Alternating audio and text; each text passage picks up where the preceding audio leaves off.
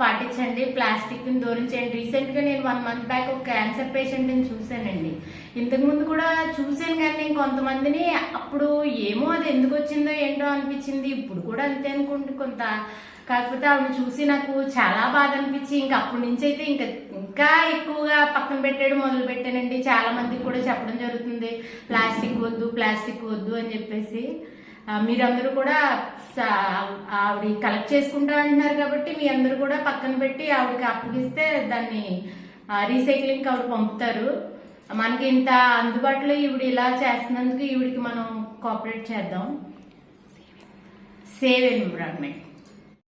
ఇదిగోనండి అనిత గారు, అంటే మా ఇంటి ఎదురుగుండా నైబర్ అండి, చాలా కోఆపరేటివ్గా ఉంటారు. అంటే ఈ విషయంలోనే అని కాదండి, అసలు ఒక ఫంక్షన్ చేసిన ఒక సొంత చెల్లిలాగో లేకపోతే ఒక పిన్నిలాగో మా పిల్లలకి మా అమ్మాయి ఫంక్షన్ అప్పుడు కూడా చాలా హెల్ప్ చేశారు. ఎప్పుడు కూడా 12 years అయినట్టుందండి, మేమిద్దరం ఎదురు బదురు ఉంటాము.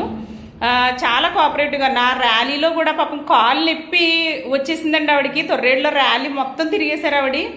అలాగే మొన్న వినాయక చవితి అప్పుడు బొమ్మలు తెచ్చినప్పుడు అండి, తెచ్చి ఇంకో ఈ గదిలోనే ఇంట్లోనే పెట్టానండి. ఆవిడ ఎక్కడికో వెళుతూ ఎంతో బ్లెస్డ్గా ఈరోజు మంచి రోజు అండి, నేను ఒక బొమ్మ కొనుక్కుంటాను మీ దగ్గర.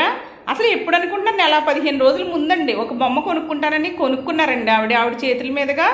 మంచి రోజు అని. అంటే అలా ఆలోచించే వాళ్ళు ఎవరుంటారు చెప్పండి?